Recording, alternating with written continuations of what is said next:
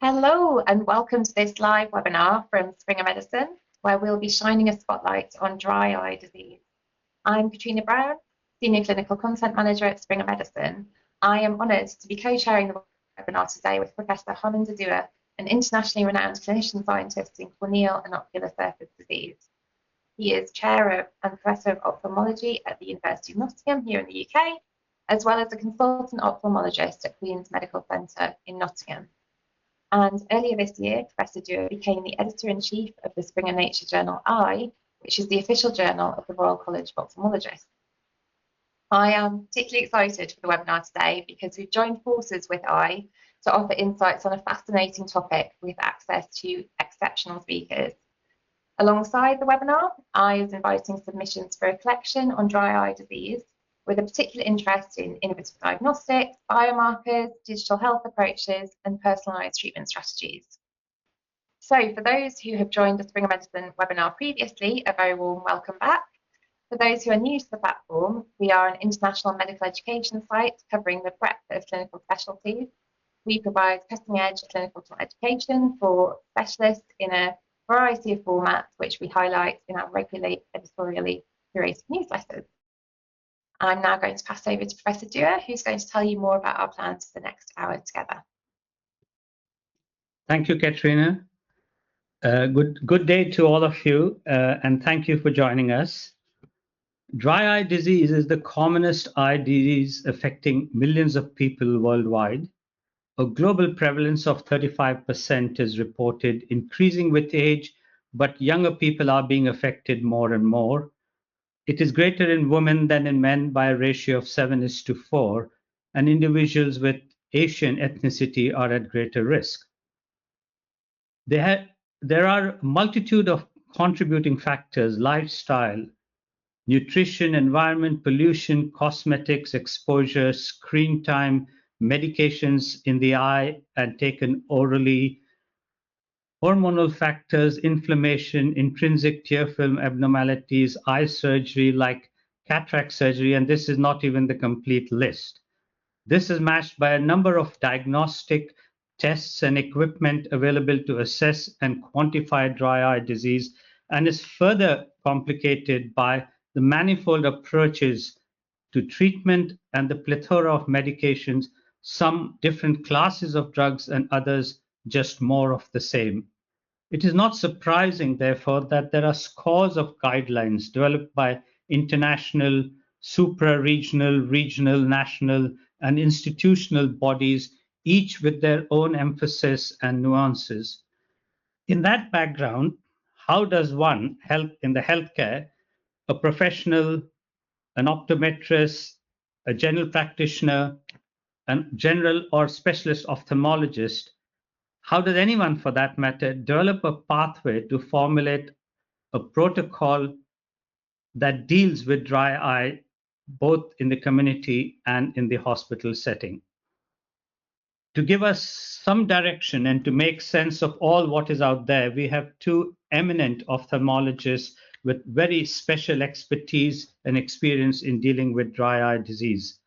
I'd like to introduce and thank our speakers, Professor Anand Galler and Professor Sajad Ahmed, for giving their time and expertise so that we can bring you this webinar on dry eye disease. Anand Galler is Professor of Ophthalmology at the Bascom Palmer Eye Institute, University of Miami Miller School of Medicine, and a staff physician at the Miami Veterans Affairs Healthcare System. She directs the Ocular Surface Pain Program, and her research focuses on elucidating mechanisms underlying ocular surface pain. She is past president of the Ocular Microbiology and Immunology Group and currently serves on educational committees within the American Academy of Ophthalmology. Sajad Ahmed is consultant ophthalmologist at the Moorfields Eye Hospital, London, United Kingdom, and professor of corneal regeneration at the Institute of Ophthalmology, University College London, and the Moorfields UCL National Institute for Health and Care Research Biomedical Research Center. His clinical activity includes management of general corneal diseases and cataract and refractive surgery, but he is best known for his clinical and research expertise in complex inflammatory ocular surface diseases, corneal epithelial healing, and ocular surface reconstruction with stem cells therapies. Needless to say that both of them have published extensively and delivered innumerable lectures across the world. As you can see from the agenda, there will be a panel discussion at the end, so please keep your questions coming. Before I hand over to Anat, let's remind ourselves of the learning objectives, which are there up on the screen, and they're also on the website. So I won't go through each one of them individually, but just to say that at the end of this, the listeners and the learners will have a better understanding of dry eye disease, be able to work their way through the complexities of diagnosis management in the real world setting, and to be able to differentiate different types of dry eye disease and plan the treatment accordingly. So without further ado, it's my pleasure to welcome and invite Annette Gallard to give her first lecture. Thank you so much. It's really a pleasure to be here and to talk about one of my favorite topics. And I get the easy part. I get to talk about diagnosis and grading. I do have some disclosures. I consult for people who care about dry eye, but I don't have any relevant financial disclosures for this presentation. And I wanted to introduce you to my world of dry eye, where many people come in complaining of dry eye symptoms, but when I look at the slit lamp, they all look very different. And so before we start talking about dry eye as an idea, I think it's important to recognize that it's not one disease, but more of a concept that can present in many different ways. And so I think of dry eye as an umbrella term. But the most important point is that the eye can feel dry, and many people don't actually use the word dry to report their symptom. They use other words like gritty, burning, stabbing, but the eye may not actually be dry.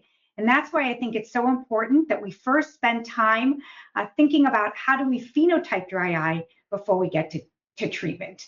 So the first thing I like to understand when a patient walks in is what are they complaining about? And I like to divide symptoms into vision-related symptoms, or things like tearing, a discharge crusting, and pain-related symptoms, which again, patients can describe how they feel in different ways. And the reason that's important is because it helps me figure out what is causing the symptoms. But in order to do that, we really need to start with a quick but comprehensive exam. So if I hear any complaints that fall under vision, tearing, discharge, I am looking at the ocular surface for my answer. But when I hear any symptom that falls under the label of pain, then it could be the ocular surface, but it can also be nerves or elsewhere. And it's important to have that broad differential when you're trying to figure out what is causing my patient's symptoms. And even though we love the eyes, we can't forget that pain actually comes from the brain. And so we have to think about the whole plexus of nerves from the eye to the brain when we think about our patients. But more than that, it's not just one cell or layer in the ocular surface. We have the nerves and all the layers and the tear film all together. And so it's really important that an abnormality in any of them may lead to symptoms. And it gets more complex because all of these entities are interconnected. So this is the complexity we need to think about when we drive in to the dry eye exam. And as I alluded, it's not just looking at the ocular surface. It's also, remember, there are connections between the ocular surface and the brain, and the nerves are really the silent players that are orchestrating all of the events. So we can't forget them as well. And so this is an example of the complexity. Here you see clearly a progression of neurotrophic keratitis, right? We know that the epithelium is not doing well, and it starts from just an epitheliopathy on the left to a stromal melt on the right. But we know now that this is not actually driven by an epithelial problem. This is a nerve problem. So again, we have to consider how all the players on the ocular surface are working together. So what is my step-by-step approach to dry eye disease? Well, let's start by talking about a case, and I'll take you through it.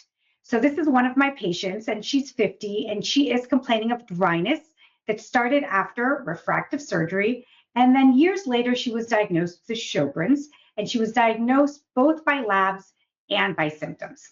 And so the question is why does she feel dry? And I do like using standardized questionnaires to try to understand my patient's symptoms, but I don't just look at the composite score. What I look at are the individual responses so I can really understand what are my patients complaining about. But as you can see, she scored high on both of these standard questionnaires, verifying that she does have some form of dry eye symptoms. But then I focus more about nerve questions because it turns out that there are some symptoms that can give you a hint at nerve dysfunction. And so what I'm trying to understand, number one, does she feel like she has pain? And if so, what is the intensity of the pain? And I have people rate it on a scale of 0 to 10. And then I look for specific pain complaints that suggest that the nerves aren't 100. Things like burning, wind sensitivity, and light sensitivity. And because she has these complaints as well, I start thinking, even before I see the patient, maybe we also have a nerve problem. And anytime I see anyone with any eye symptom, I'm always trying to understand what else is going on in her body. And she does have some systemic diagnoses that I do capture on questionnaires. But then the exam starts from across the room, and I'm trying to assess these different aspects. And in her case, I find a touch of rosacea, and you can see she has a punctal plug-in. And so for me, again, it's all about operationalizing the exam. You walk in and first you observe the eyelid position, then you observe the blink rate, then you ask them to gently close their eyes, and then force closure. Then I pull the lids up and down. And these are my 5 checklists to try to understand the periocular anatomy. And so this is an example of one of my patients who was diagnosed with dry eye. But even at step 1, observe the periocular skin and eyelid position, we know that this is not dry eye. This is an ectropion causing the grittiness. Then it's the blink rate. This is a gentleman that was diagnosed with dry eye. But if you sit and talk to him,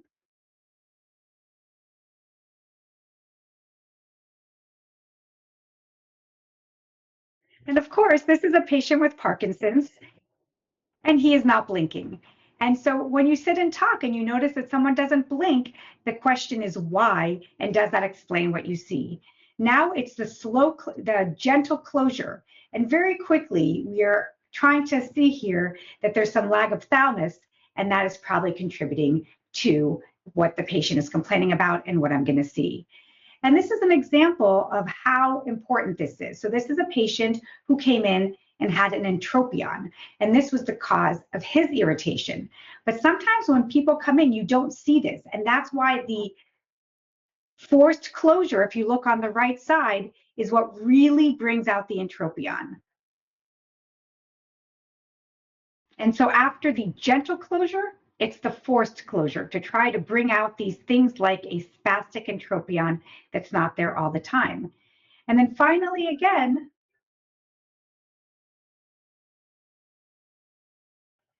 another gentleman whose main complaint is exposure.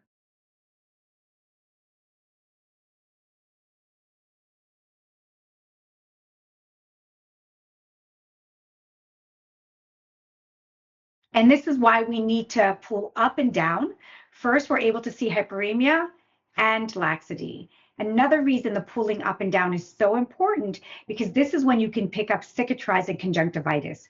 And I can't tell you the number of times I've had people come in with a diagnosis of dry eye for 5 years, and no one ever did this simple test. And once you have cicatrizing conjunctivitis, yes, there could be dry eye, but this is a different condition that needs to be managed differently. So again, 5 steps in order to understand the eyelid and periocular anatomy.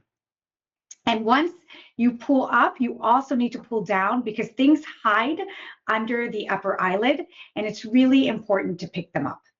Okay, so after we understand that, the next thing we need to ask are the corneal nerves okay? And there are many different ways to check for corneal sensation. I like a cotton tip. You can use dental floss, but the key is trying to figure out normal or abnormal. And even though this is a qualitative scale, I think it's very important. And no exam in my mind is complete without checking corneal sensation. Now, we do have fancier equipment. There's a company that makes a product, but I think that whatever device or method you have in clinic, as long as you can understand normal or abnormal, that's good enough. And again, this is just an example. Grade 1 is barely blinking, barely feeling. Grade 2, a nice blink. Yes, I felt that. Grade 3, they jump out of the chair. Qualitative, but reproducible. And so, by the way, our patient did have grade 3 hypersensitivity in both eyes. My next check is looking for inflammation, and I'm looking for inflammation in multiple compartments.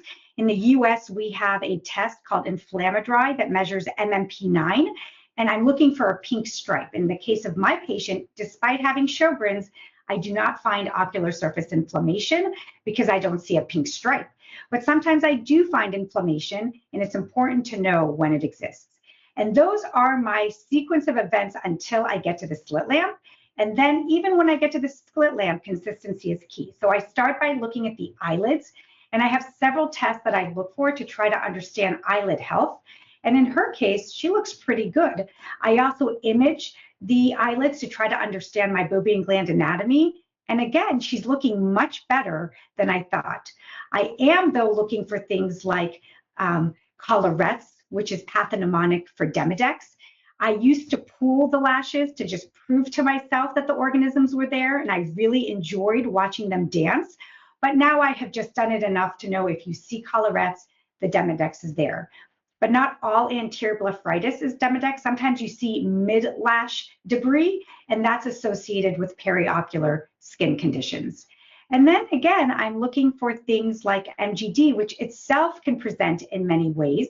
With rosacea, you oftentimes see the skin changes and hyperemia of the eyelid margins, but MGD can also present in other ways, and sometimes it's silent. And that's why I think dynamic testing is important to squeeze and get a sense of what the meibum looks like. And when I see toothpaste, I know that that's something I would want to target.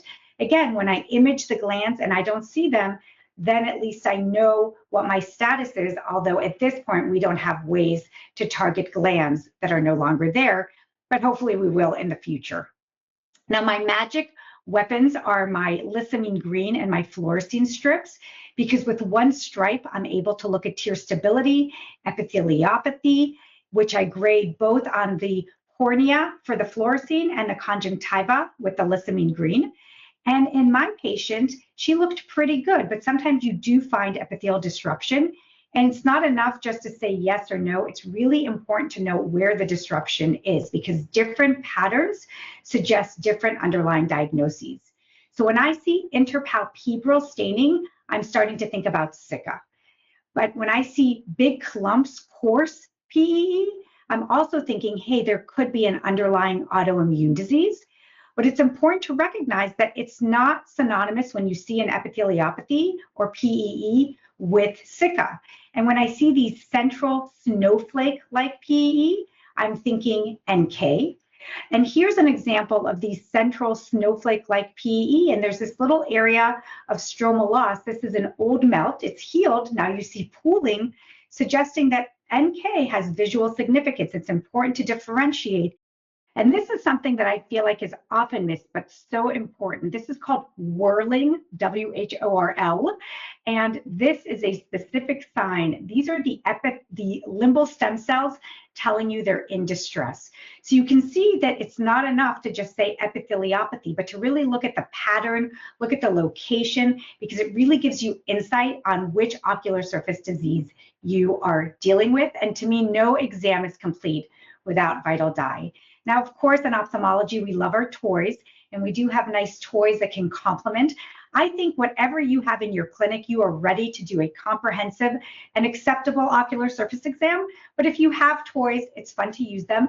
And the keratograph can give you a lot of nice information, tear stability without the need for vital dyes, tear meniscus height, and other factors. Now, again, getting back to the nerves, to me, it's important to see patients before anesthetic goes in, because to me, the anesthetic challenge is really important.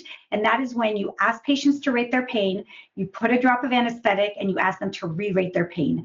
Now, if they don't have pain when you start, it's not informative, but it is important, because people who have pain and then the pain goes away, it tells you it's an ocular surface problem. But if the pain persists, it tells you that the source of the pain is somewhere other than the ocular surface. The other thing I like to check is cutaneous allodynia. It just means sensitivity to light touch around the eye. And again, if I see that, that's a sense that there is a problem that's not localized to the ocular surface.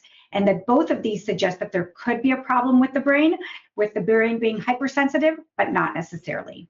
I do like to look at tear production, and she does not have dry eye based on this definition. And so again, after that, I give a good squeeze and I can see that she has healthy meibum. And so this is really important because when you do this, things pop up that you don't expect. Like for example, one of my patients who said his right eye felt gritty, but when we flipped the lid, we found that there was a little exposed suture from a history of upper eyelid surgery. So again, always flip the lid. This is back to my patient, and you can see here, this is my in vivo confocal microscope, which shows me that she has reduced nerve density and dendritic cells. And her nerves look a little funny. And so how does this systematic approach help me? It helps me understand contributors to symptoms. And that is what I think everyone needs to do. You have a patient who has symptoms, and it's important to just come up with a checklist of things that could contribute so you know what to target. So nociceptively, she has Sjogren's. I found a little bit of inflammation on her confocal, and she has rosacea. Those are things I know how to target. But from a nerve abnormality perspective, I also found increased sensitivity. Her nerves look funny on confocal. She's complaining of neuropathic descriptors, and she had a history of a surgery that I know disrupted nerves. So, hey, she may also have a problem with her nerves. And so the take-home points, it's okay to use the word dry eye as long as we understand that it's a concept. Lots of different symptoms fall under that umbrella. And I think a useful starting point is understanding what symptom the patient is complaining about, and then having a stepladder approach to identifying the potential causes of that symptom. And common things that I'm looking for are inflammation, abnormal anatomy, abnormal tear film, abnormal epithelium, abnormal meibomian glands, abnormal eyelid structure and function. And that you can really pick up with just a comprehensive external and slit lamp exam. But I think kind of where the field is going is to remember that nerves are what drives pain. And in anyone with any pain symptoms, we also have to do a nerve check and try to understand if we think that there are problems with peripheral, central, or autonomic nerves. And in that regard, then once we have all this information, we then need to figure out how do we target these abnormalities to make our patients better. And with that, I will pass the baton so we can talk about how do we manage dry eye disease as the concept, given that so many different things can underlie symptoms. Thank you. So I'm going to be talking about the treatment step ladders for dry eye disease. You've obviously had a very comprehensive presentation on how we would identify the type of dry eye disease that a patient has. This is my disclosure slide. I don't have anything specifically relevant to the presentation here. In this talk, I will go through the treatment options for predominantly aqueous deficient dry eye disease and treatment step ladders for evaporative dry eye disease.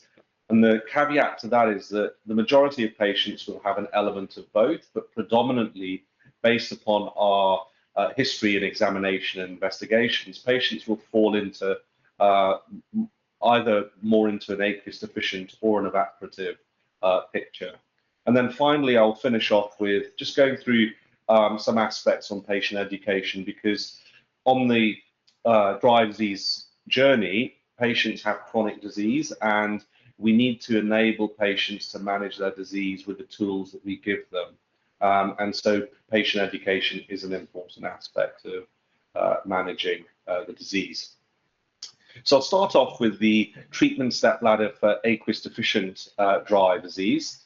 We obviously see patients when they've either sought self-help through over-the-counter medications, or they've seen colleagues who may or may not be specialists in dry eye disease. But the first thing to do is to optimize patients' lubricants. And this very much depends upon when their disease is worse. So I always ask patients what their eyes are like first thing in the morning, and then also ask them what they feel like once they've had a heavy day on the screens as the day goes on, because that gives us an idea of whether or not aqueous deficiency is a big problem or whether or not evaporative disease is. And then we give them ointments at nighttime if their disease is bad in the morning, so that the eye is optimized overnight and it's ready in the morning with being in a better state.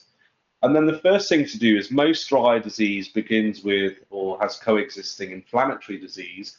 We will initiate a topical immune suppressive agent. And initially this may be a short course of steroids, but for longer term management, we need to consider other options. So those that we have available certainly in Europe with ease are cyclosporin, but I will mention lifitegrast as well as the presentation evolves. Once patients' surface inflammation is controlled, and this means at least a 4 to 6 week duration of treatment, we then have the option of inserting punctal plugs, and there are alternative options available. If the plugs work long term, we can then initiate a surgical closure of this with cautery or suturing of the punctum.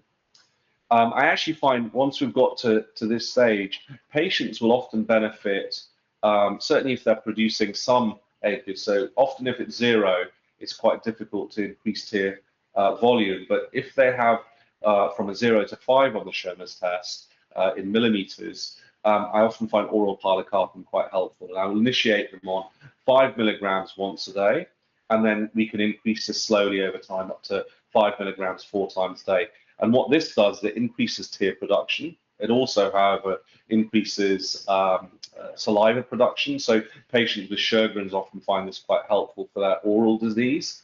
But it also increases sweating and can cause stomach cramps. And that's why it's very important to advise patients to not escalate it too quickly up to 4 times a day and start off with a very low dose of 5 milligrams once a day first. If patients are still symptomatic, and especially if they have filamentary disease, so if they've got mucus strands within their tear film, then scleral contact lenses help both for vision, but also for therapeutic reasons for improving their ocular surface disease. And then once we've got to this stage, we will also want to initiate serum drops. These are very good for not only symptomatic relief, but also for the growth factors that they contain to improve the epitheliopathy that's associated with dry eye disease. So this is predominantly the step ladder we have for aqueous deficiency, and I will at this stage go over the one for evaporative dry eye disease before I go on to the specific treatments in a little bit more detail, and an update on some of the newer treatments that are coming into the sphere of managing dry eye disease. So the step ladder for evaporative dry eye disease is slightly different, but has some similarities in the form of lubricants. The first thing to do with patients, and actually applies equally to aqueous deficiency, is some environmental factors that patients can change. So avoid direct fans, especially ones that are going onto their face, and this is predominantly in if they travel in cars a lot for work. Some patients find humidifiers at home beneficial, and this can be done. And as we know, some patients actually quite like visors or goggles that reduce the evaporation of the tear film as well. And patients should be made aware of these options that are very easy to do themselves. And then we have, because predominantly this is a lid disease and there's not enough lipid from the meibomian glands of good quality, we'll get them to do some compression of their lids and their meibomian glands. And I actually find that the bead-filled bags are quite helpful. There are ones that you can put in the microwave, and if patients don't have a microwave, you can get ones that connect onto a USB port or into a plug, and you can actually time them now, so that patients can, before they're going to sleep, we'll put them on and let the heat dissipate or the timer run out. And this is a good way of getting patients into a natural process of regularly doing the compresses in the same way as you brush your teeth for oral disease. We introduce this into their regime of managing their lid disease and therefore their dry disease as well. For lubricants, the patient should be made aware of lipid-containing drops, and there are various ones available now. Some patients find these helpful, others don't find them that helpful and find them quite oily, so don't really use them, but you can go back to whichever lubricant the patient would like and stick with that one.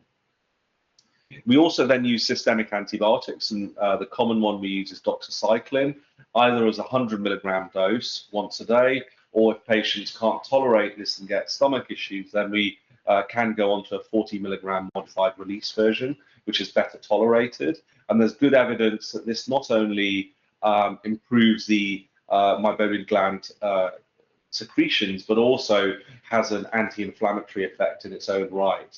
If patients can't tolerate the doxycycline, we have erythromycin available. And this is very good for kids that have blepharokeratoconjunctivitis conjunctivitis, but also this is available as a syrup. So if someone can't swallow the doxycycline tablets or the erythromycin tablets, then we have syrups available for this.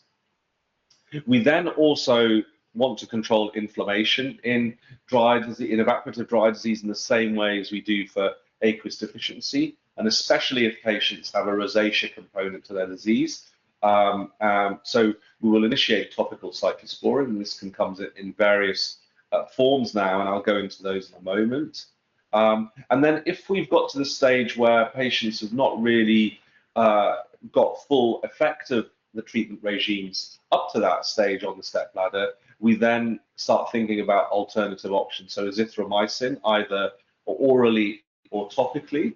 And every year I'll have a handful of patients that really benefit from this, and others don't find it that helpful, but it's worth trying if you're really stuck with patients and they're not improving with your treatment regimes.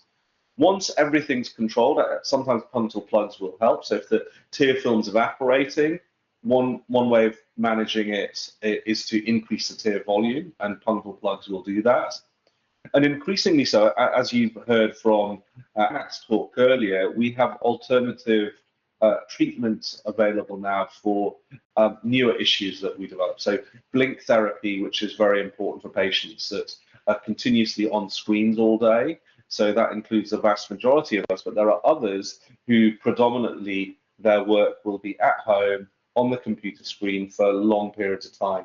And we know what this does, it alters the blink reflex. So they will get they will certainly get low frequency of their blinking, but they will also get low amplitude blinking. So they get a lid wiper effect.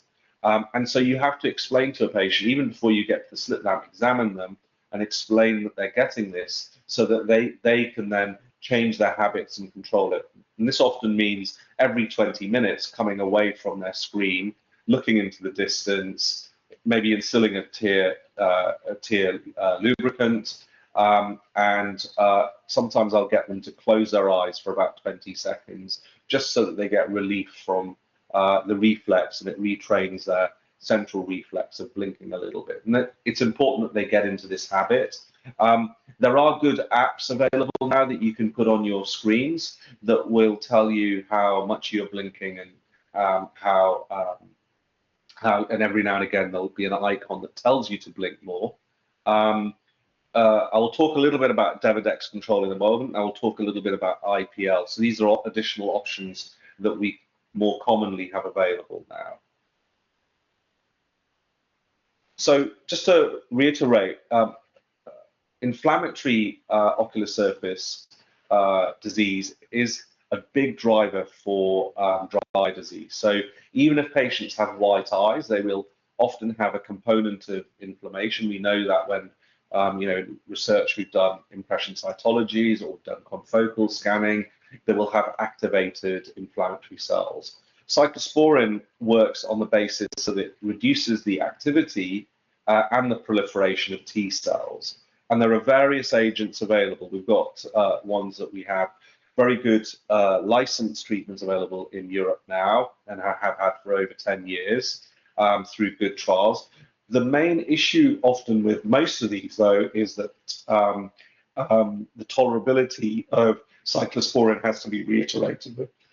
So patients have to be advised that they will experience some stinging from the cyclosporin, certainly when they first initiate it. And usually this disappears with time.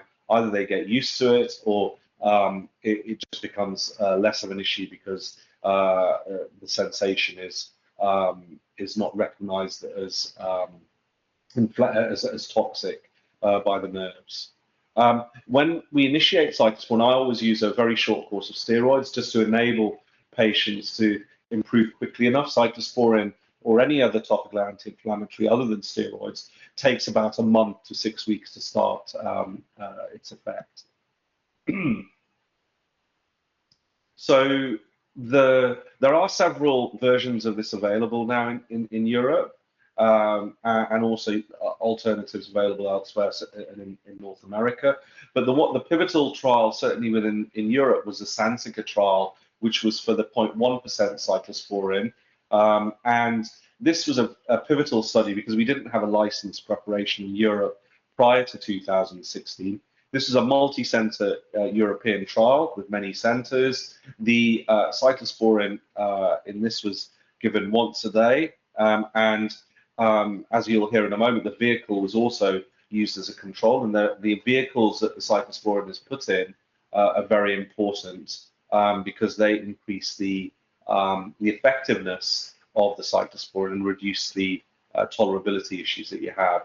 This was, in this trial, in the Sansica trial, very severe dry eye disease was used as for recruitment, and often patients would have grade 4 staining on the Oxford scale, which is what was used in this trial. And by 3 months and 6 months, there was continued improvement in their fluorescein staining. So there is good evidence that, trial evidence that this drug works very well. There are, of course, as I've mentioned just now, there are some alternative versions available. There's a 0.09% available in a nanocellular formula, and what this does is, because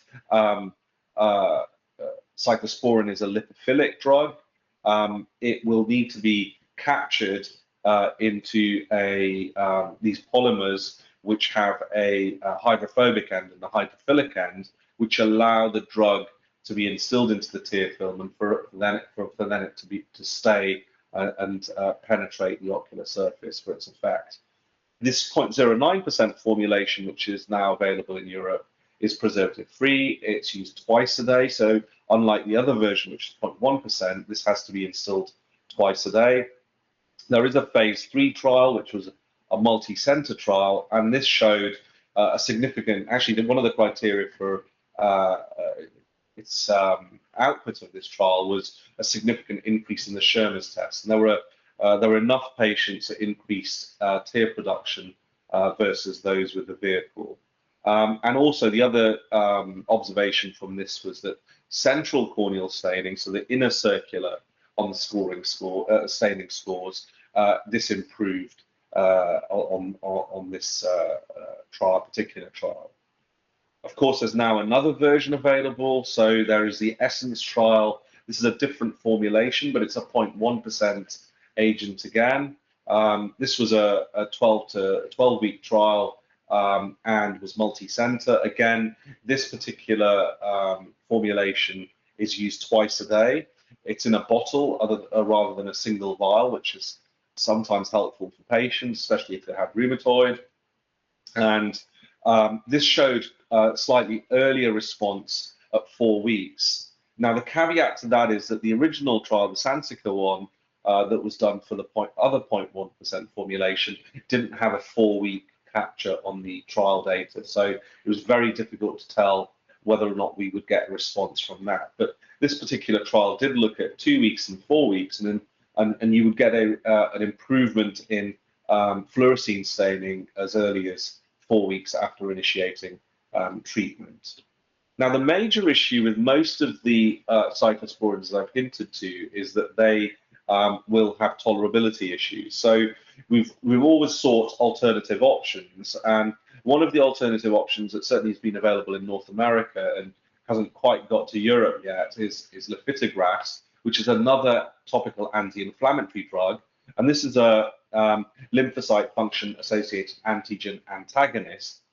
No one really knows how what the exact mechanism is, but it works in a similar way to cyclosporin in that it reduces the attachment and then the activation of T cells. So it works in a similar sort of way. It's reducing T cell activation and function.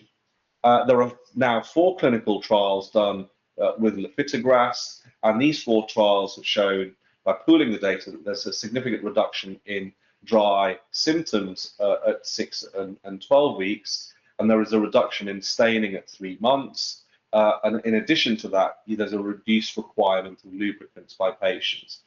So there is evidence from these trials that lifitegrast does work.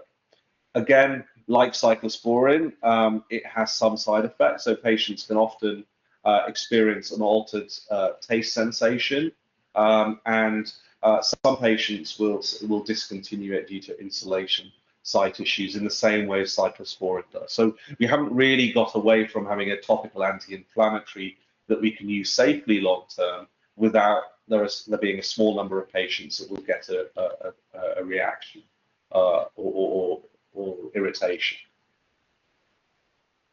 So those are the anti-inflammatories available. The other new things that are coming into our treatment regime, luckily for dry eye disease, are other agents which we use for punctal occlusion. So we've classically had punctal plugs available, which is silicone or hydrogel plugs, but we now have cross-linked hyaluronic acid gels that we can use instead. So there's a trial called the Half Dome trial, which looked at using this gel in the intracanalically versus a conventional plug. This was a non-inferiority study, so and it showed exactly that the gel was similar to the punctal plug, and showed improvement in an increase in Schirmer's test, had improvement in symptom scores, and an increase in ear breakup time. And it did show these at 3 and 6 months, which is when the trial sought outcome data. And so these are actually quite helpful in patients that don't tolerate the plugs or the plugs fall out. And time will tell as these gels get used increasingly so as to how effective they are compared to plugs. But they're available certainly in North America and now in Europe. The other thing that I'll talk briefly about is the DREAM trial, which we always get asked by patients, especially those that have read around the subject because they've had disease for such a long period of time. And this was to determine whether or not what the role of oral fatty acids was, and in particular omega, was in dry eye disease. And what this showed that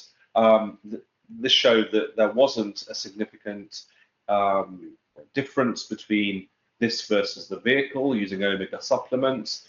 I would caveat to the fact that in some patients, in my experience, these still help, and if patients find them beneficial, we should get them to continue with these. The alternative is obviously to improve patients' diets long term, and there are other reasons for doing that, certainly in dry eye disease, but that's the outcome data from the DREAM trial, which is now several years old.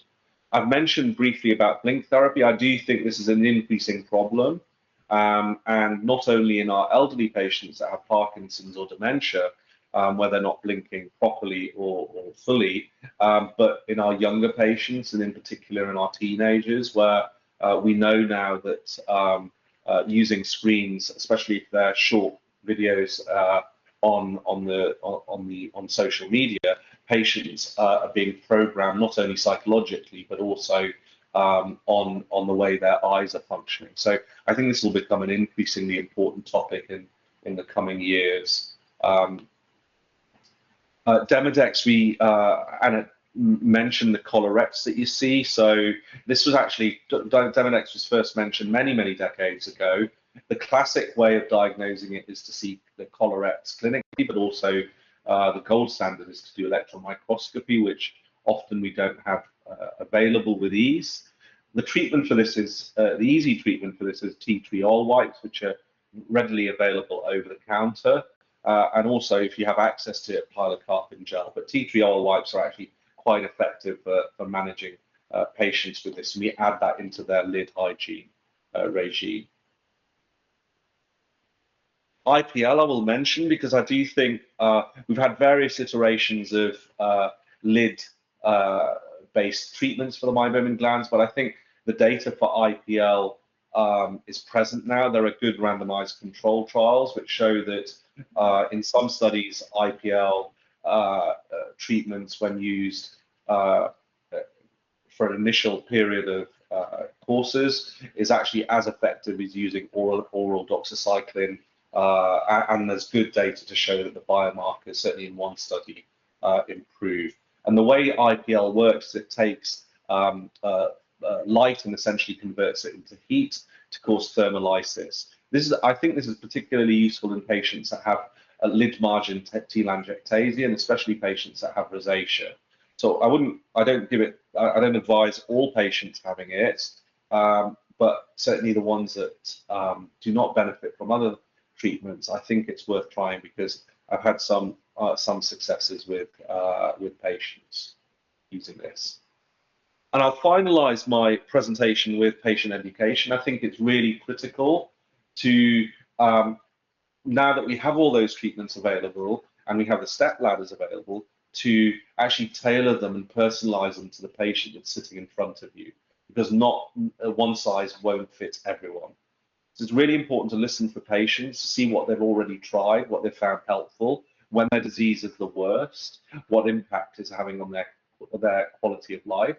It's very important because dry eye disease in the patients that we certainly see in our clinics tend to be the ones on the worst end of the spectrum, and we will probably be seeing them as part of a chronic picture, is to develop a very effective patient-doctor relationship, because that not only helps the patient, but it will also make you a much better clinician for managing dry eye disease. And sometimes we can't see our patients regularly, but and our team will see them. But I often like to get some input into every patient that has quite severe dry eye disease, because I think it helps the continuity of their care. And I think it's really important, finalized, to empower patients to self-manage their disease and to give them a plan, a treatment when things are not working. And also in some patients to explain that their disease is chronic, they won't get remission from it. And in those patients to support them during their dry eye disease journey. So to summarize, I think it's really important before we even look at treatments to get a correct diagnosis and find out what the predominant cause of patient's dry eye disease is, to have a stepwise approach to the management, be aware of the new and evolving things that are happening in the sphere, because I think certainly in the last 5 years even, probably since COVID, we've had an emergence of newer therapies, and I think it's quite an exciting field to be involved in. It's very exciting for patients because we have more to offer them. And as I mentioned just earlier, patient education is critical. Thank you very much. Thank you, Saj, for taking us through in detail through all the treatment options available, including patient education and giving patients the ownership of their condition. So very important, that bit at the end. So we have time for questions and comments. May I start by asking Annette? And by the way, let me also give my personal thanks to Annette for simplifying and giving us a clear idea of what dry eye is and what isn't dry eye, because that's the big confusion people have, and they treat everything as dry eye. So how to tease apart the various presentations patients may have with similar symptoms. So thank you for that. You mentioned all the tests and all the toys. Now, with large number of tests and toys we have, clearly there's affordability issues and there's time issues in busy clinics. Which would you say are absolutely essential to manage an efficient dry eye service? I don't think it's going to be one size fits all. And I think this is an opportunity for everyone to say, what can I do in my clinic that won't hurt my clinic flow? But I think if I had to pick 3 pearls, it's to somehow find a way to see patients before the anesthetic goes in, to check corneal sensation, and to use a vital dye. And I think those 3 things, and to just, start the exam when you walk into the room and observe. Because I think even though I went through step by step, if you really operationalize it, you can make it go pretty quickly if you have the right flow. And so it's more thinking about what you have in clinic, have a bare minimum, and then if you really love it, add. But I would say everyone listening can do an amazing exam with whatever they have right now. Yeah, I think that's a very important point you touched on there. Start looking at the patient as they walk in.